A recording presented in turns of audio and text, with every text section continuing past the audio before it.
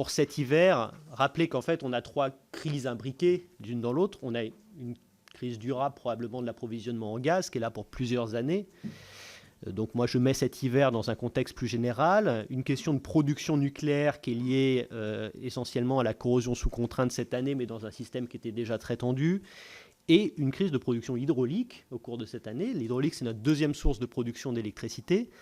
Alors c'est vrai en France, c'est vrai aussi dans un certain nombre d'autres pays. Il ne faut pas l'oublier parce que ça a conduit à des situations de tension qui sont réelles. Alors vous ne l'oubliez pas, mais souvent on parle toujours de nucléaire et jamais d'hydraulique. L'hydraulique, c'est notre deuxième source.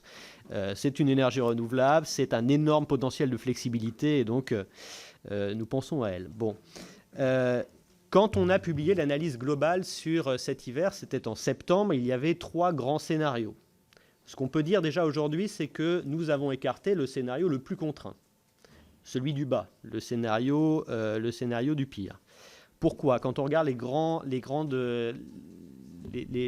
paramètres, la consommation d'électricité, alors on publie toutes les semaines une évaluation de la consommation tous les mardis soirs, qui est retraitée des aléas météorologiques. Donc ce n'est pas la consommation brute, c'est la consommation retravaillée, ramenée à une température normale.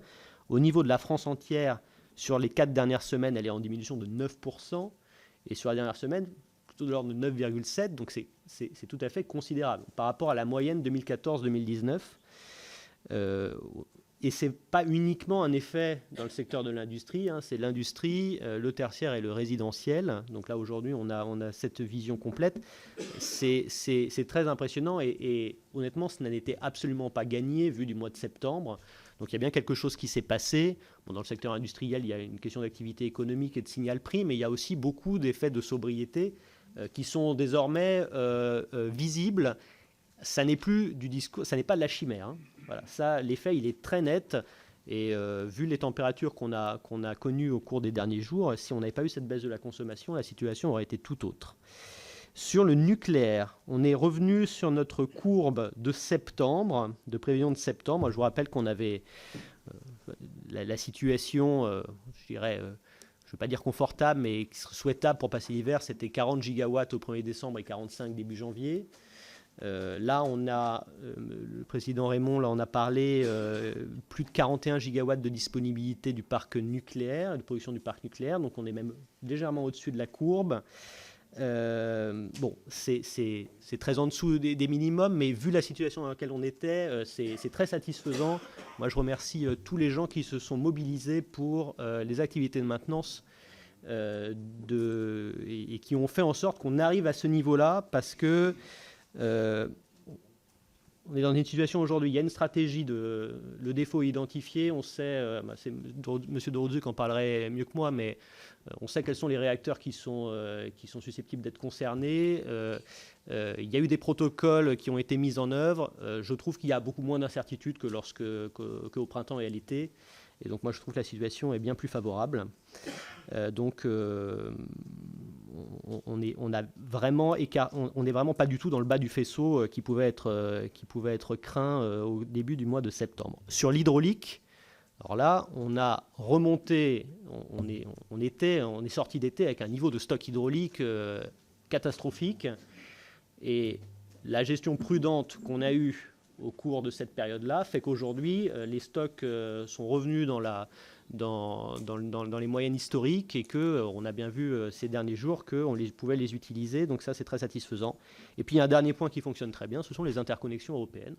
Alors là, c'est extrêmement fluide. Et plus, je dirais que souvent, il y a des gens qui nous ont posé la question, mais alors est-ce que les autres pays vont nous envoyer de l'électricité ? Alors déjà, je rappelle que en fait, ce ne sont pas les pays qui s'échangent de l'électricité. Ce sont les fournisseurs, les producteurs qui s'échangent, qui s'achètent de l'électricité les uns les autres.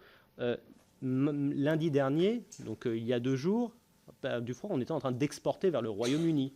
Le Royaume-Uni était dans une situation physique, économique, qui nécessitait plus d'électricité que la France. Le système a objectivement extrêmement bien fonctionné de manière très fluide. On avait pris des prudences par rapport aux interconnexions, on en prend toujours. Ça fonctionne au-delà des prudences qu'on a prises pour le moment. Et donc, ça fait que la France peut s'appuyer sur ce système. Voilà. Donc une fois qu'on dit tout ça, on est dans une situation qui reste une situation de grande vigilance. On l'a dit, et on va pas sortir de cette situation-là. Pour autant, une période qui était très risquée était la fin du mois de novembre. On l'avait dit. Pourquoi la fin du mois de novembre? Parce que c'était le moment où l'écart finalement entre la disponibilité nucléaire et réelle projetée, la disponibilité nucléaire historique était vraiment très important. Cette période est derrière nous. Il reste le mois de janvier sur lequel on a dit qu'on avait une vigilance particulière, mais c'est le cas tous les ans. Hein. Chaque année, c'est toujours le mois de janvier qu'on regarde de manière prédominante. Et en matière de risque, je tiens quand même à dire que nous avons certainement les moyens d'éviter des coupures. Si jamais on continue avec les taux actuels d'économie d'énergie qui sont constatés et qui sont réellement tout à fait significatifs en quelques mois. Et s'il y a une mobilisation particulière lors des signaux EcoWatt, lorsqu'on a développé ce dispositif, ça n'est pas pour dire qu'il y aura forcément une coupure, c'est pour dire que si jamais il y a une réaction particulière lors de ces signaux, notamment des signaux rouges, eh bien nous avons la faculté d'éviter les délestages. Et ça reste aujourd'hui notre message. On a l'impression que les derniers jours nous ont montré que la réaction des Français était particulièrement à la hauteur de cette situation.